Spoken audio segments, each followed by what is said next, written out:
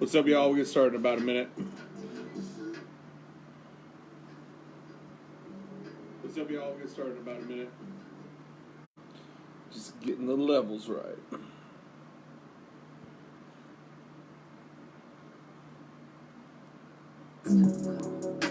Purchase fees with no tax.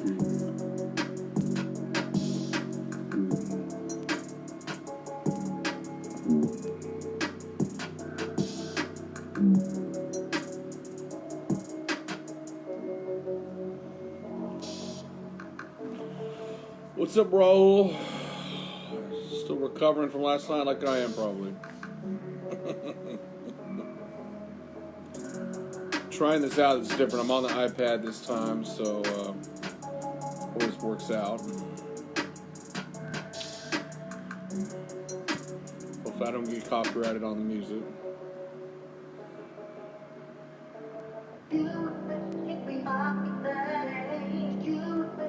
Alright, we'll give it one more minute, see if somebody else people can hop on, and then obviously we'll put this on playback. Somebody else just hopped on, give it a second. Purchase fees with no tax.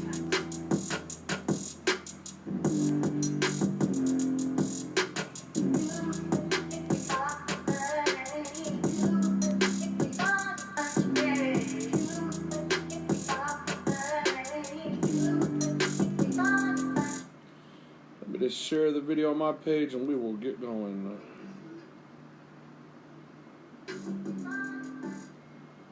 me just share the video on my page and we will get going.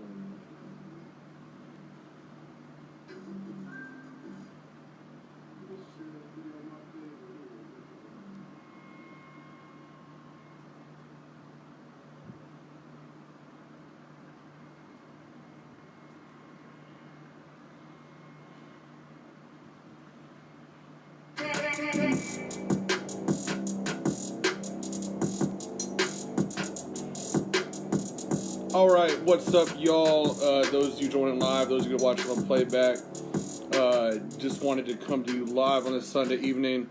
As promised from our last show, once again, I'm Sean Tellez of Texas Soccer Live.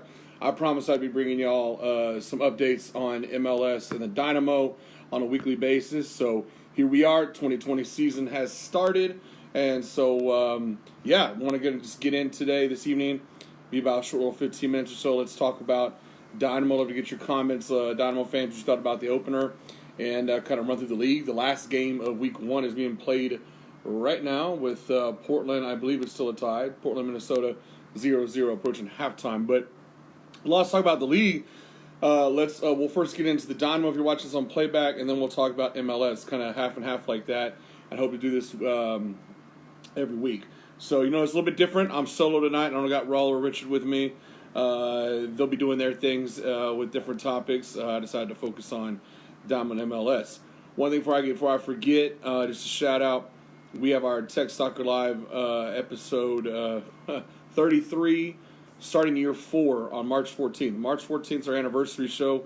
We're going to be doing it here in the outside studio, if you will, because we'll be doing a crawfish boil right afterwards. So hope that y'all can join us. There's a thing on the page for the event, so make sure you RSVP there or message Raul or I and let us know you're coming so we can count you in. So once again, I'm solo today. Do things a little differently. I'm outside, so I got my cigar. It's rodeo season in Houston, so we got the cowboy hat on. Had a good time at cook-off last night, so hope y'all are having a good into the weekend. Let's jump in, because I would argue they could have had a worse weekend. They could have had a better weekend. At the end of the day, you'll always take a 1-1 draw. So your Houston Dynamo kick off the season against the highly vaulted LA Galaxy, I would say, with Chicharito coming to town.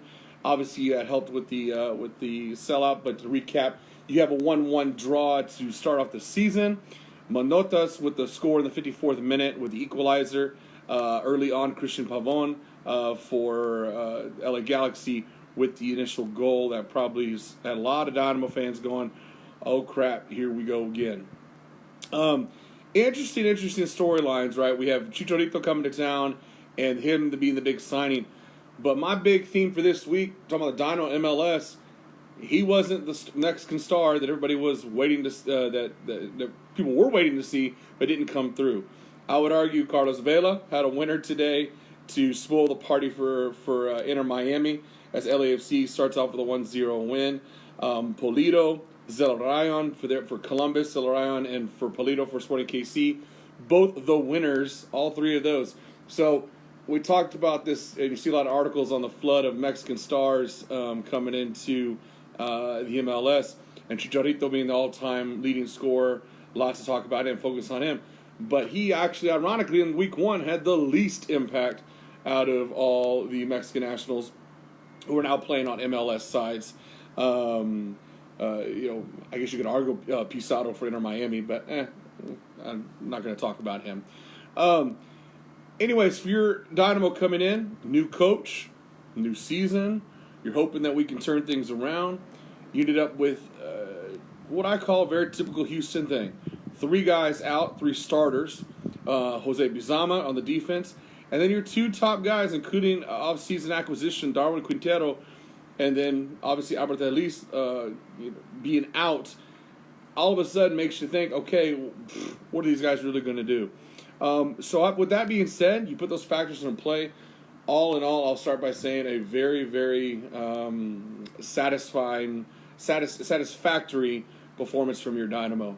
If you look at some of the quotes in the press afterwards, talking to new coach Tab Ramos, really I think captured what most people said. People were happy. He's proud of the team. Everybody agreed the first 10 to 15 minutes, which is when that goal came, were very shaky. Call it nerves, call it whatever. The thing is, I accept that to a point. It's a new season. Maybe LA had it too. There's a lot of veteran guys on this team. I mean, guys who've been around the league. You forget about some of the changes coming in and whatnot. I mean, there was a lot of this big deal being made about Zadok Valentin subbing in for Jose Bizama, as the starter with Bizama out. Valentin's been in the league. He's not a rookie. Memo Rodriguez has been with this team. He's a Dynamo, academy product. Even Tommy McNamara, who I don't think should have started, but worked out, just fine. And Christian Ramirez coming in. These guys aren't rookies. There's some guys that might be newer or new to the Dynamo, but they've played a game or two, in the MLS, and they know how to play. I think that I will say this. I'm very surprised. I think the team did come together very quickly. The second half proved it. They got the first half jitters out of their system. The second half, they were really able to hold down the fort after that goal, that last 30 minutes, close out, get the draw. Would have been nice to get the win. I think what prevented the win was being gassed. I mean, you're looking at teams generally aren't going to be in top form yet. Obviously, it's the first game of the season. I think the Dynamo are no different to that. They were worn out. So, but it is what it is. Looking at the crowd, sellout crowd, 22,000. Love the atmosphere. We saw this last year. The Dynamo have a very good record in openers, very good attendance in openers.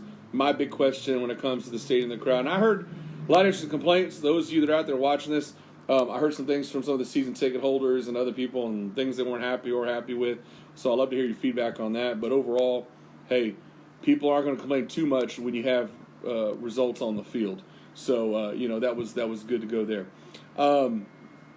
The other big thing with that is, going on with that, can they keep that attendance?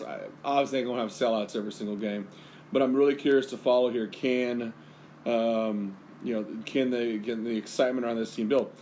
One simple reason. I don't want to hear it from. I heard Memo Rodriguez in his clip and a couple other guys in the locker room. Well, we need this every game. Okay, give us a result every game. Okay, play as cohesive as you did tonight.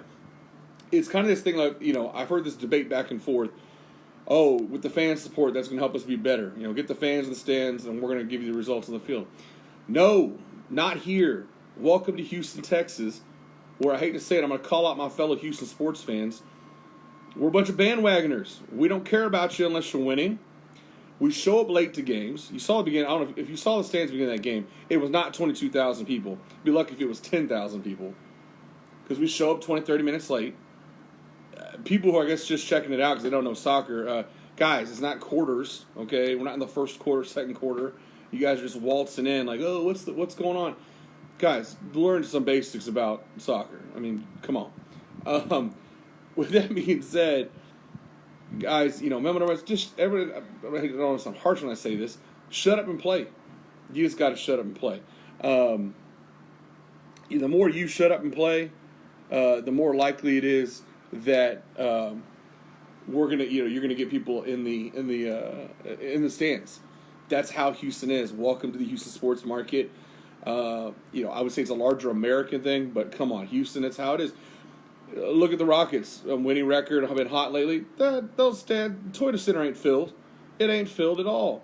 And people are going to wait till close to the playoffs or those marquee matchups. That's it. So you had the benefit that it was a marquee matchup, a season opener. Be thankful for that. Stop complaining. Shut up and play. Secondly, what I really liked about Tab Ramos, talked about the shakiness and that, and talked about the atmosphere, was his concept of defense. I think it's been interesting to watch the Dynamo as we go. He's in a very aggressive. He loves the 4-2-3-3. He loves pressing. But I've heard him nonstop now, multiple times leading up to pre and post this game, talking about how the defense starts at the front to the back. It starts with Mauro Manotas. I think it's a big shift when the guys up top, like Mauro and Quintero, and at least when they're back, and Memo, how they're not just supposed to be up there hunting for goals. They are part of the game. His philosophy, everyone is 100% a part of the game. Same thing on the offensive side, too. You saw it was Zadok Valentin on defense who gave that assist, who came up, gave that assist to Manotas. So I love his concept. It's a concept that wears you down. It's a physically demanding style of play, constantly pressing, offense involved in the defense, and vice versa. So the interesting is that can this team stay conditioned? And as we've already seen before the season even started, healthy enough to run such an offense. So. I think is going to, we'll see how it plays out. If you want to be a half glass full guy, which I'm usually not, but you can say that, missing those players, as Tab Ramos was trying to kind of spin it for us, gave other guys opportunities that they normally wouldn't have to get playing time. That's one way of looking at it. I look at it as Houston sports, more injuries, what a surprise. But I'm the half empty guy. Like I said, both Memo and Manotas in their post-game interviews, they both felt they came out aggressive. The word dominant was used. I wouldn't know if I would go with dominant. Calm down a little bit there, but they came out and they played their game. I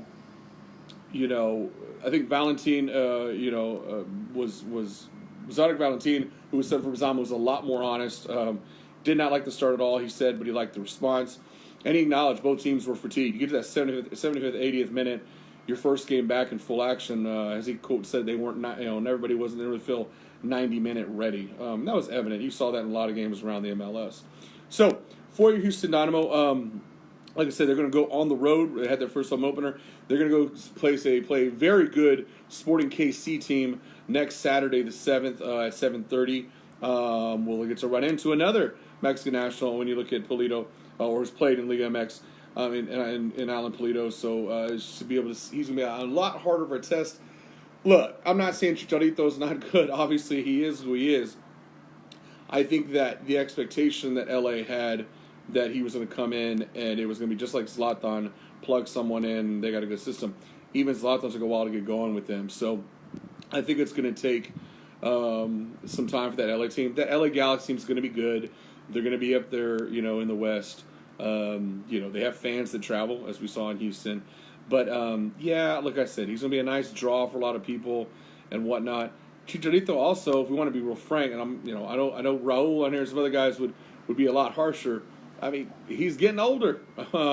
He's not exactly as sharp as he always was. So, that's something else to think about, going forward. So, all right. So, as I said, the Dynamo will have that against Sporting KC this next weekend. See if they can get some more results, get more points. The key here early is, can you survive? I always said with the Dynamo, I'll know what kind of team this is by the end of May. All right, give me these first 10 games, the first third of the season, if you will, and you'll see if they finally materialize. If this team can survive and thrive, kind of come together and really materialize by the end of May, watch out, because it's going to be a very fun summer of soccer in Houston to watch. Then again, the opposite can happen. If they don't come together, we have a lot of issues. It could be a very, very long and tiresome summer. We shall see, so close eye on that. Next time to catch them at home, they're going to be playing the reigning champions, Seattle Sounders. on March 14th. And we will have the game on here, but you'll be watching us first during the day. That game's the night game at 7:30. At 3 o'clock, we'll be doing our anniversary show here for Tech Soccer Live, so you can catch us, and we'll do a little pregame before your Houston Dynamo take on the Seattle Sounders back here at home. Let's shift gears real fast, and I just want to kind of do a quick run-through of the rest of the league, kind of give you the league scoreboard and some of the key names that stuck out. The team, couple teams that I've been keeping an eye on to see how they would respond. One was, looking at DC United. They opened up the season MLS at home against Colorado. I was wondering how they were going to do, and kind of if this was a team going back to when they first brought back, when they brought on Wayne Rooney, they're kind of rebuilding or restructuring one of the original teams. Unfortunately, Lewis for Colorado kind of had the game winner late, so Colorado walked out of DC with a 2-1 win there, with taking the early 3 points on the season. Next up, you have Montreal. Montreal, who has perennially, I've just said, has been a dog, but they're in the quarterfinals of CONCACAF Champions. Actually pulled out the 2-1 win against New England with a familiar name on the scoreboard, Romel Kyoto, Dynamo fans who are now is up in Montreal with the first goal for them to help Montreal to a 2-1 and 3 points to start the season. San Jose and Toronto played to a draw 2-2. Our rivals up in FC Dallas took care of business against Philadelphia, which that Philadelphia team, Philadelphia Union, man, they are in trouble. I know it was game one, but they just looked bad. End up dropping 0-2 with Dallas taking the win there. 0-0 draw for Orlando and Real Salt Lake. It's nothing much there. First new team of the 25th season in the MLS, Nashville. Nashville SC kicked off things hosting a very good Atlanta United team. Coming back with an equalizer. Zimmerman scored the first goal for Nashville in their history in the MLS. But Atlanta spoiled the party late, getting a goal going to the 2-1 win over Nashville. Vancouver, and I already alluded to this, lost 1-3 to Sporting KC. Polito for Sporting KC, their big signing, key in that game with a goal and helping Sporting KC. We'll see them next week against the Dynamo. And then next you had Columbus win 1-0 over NYC. Guess what? Zelarayan, another veteran of Liga MX. All these guys got on the scoreboard this week except for Chicharito. Red Bulls 3-2 over FC Cincinnati. Seattle just finished up today 2-1 over Chicago. Come from behind win with a brace for Jordan Morris. We'll see Jordan Morris in Houston and with the Seattle Sounders in a couple weeks. But a very impressive performance by him to come back from 0-1, 2-1 over Chicago. Speaking of spoiling parties again, sorry, the next new team, Inter Miami, David Beckham, the big experiment in Miami of spending lots of money and trying to win championships. You have a ways to go. You just remember that you entered a league that's better than you think, and you played a team that's way better than you in LAFC. So it was real cute, Miami, and Beckham, that you guys thought you were going to do something. I'll give you this. LAFC should have beat you soundly more than this, but it was none other than Carlos Vela with the 1-0 victory over you. I say that now because right now there's no one else on LAFC. Yeah, I'm joking, yes, but Carlos Vela. That's all you've seen in the stat sheet so far when it comes to goals for LAFC. And then, as I said, right now we're at halftime. We'll double-check, make sure I'm giving you accurate stuff on the spot. We are still 0-0 for the final game of Week 1 against Portland and Minnesota. So, to wrap things up, Dynamo next week on the road against Sporting KC. Can they continue this, what I thought was a good start to what they're building, against a very good Sporting KC team? Remember, the Dynamo are playing some good teams to start. They'll come back home on the 14th against Seattle. Also on the 14th, Tech Soccer Live anniversary show. Hope you guys will join us for the start of year 4. We're having lots of fun with it. So respond to the event page for that. Also, be on the lookout. Richard will be with his second update. He's been doing a lot of good things covering women's soccer, both in the Mexican League and here in the United States, as well as internationally. Eventually, Raul will probably be doing some Liga MX stuff. So, yeah, we're looking to bring some more smaller content like this in addition to our monthly shows. If you're not already following us, obviously, if you're watching this, you're catching on Facebook. We're also going to be uploading these videos along with our episode videos to our YouTube channel, also Texas Soccer Live. And last but not least, we do have a Twitter that Rich and I are pretty active on, once again, at Texas Soccer Live. So make sure you follow us wherever you want, however it works. But we update everything on Twitter, Facebook, and YouTube. So with that, I'm Sean Tellez. This was week 1 of the MLS. Looking forward to a lot more. Have a good night. Have an even better week.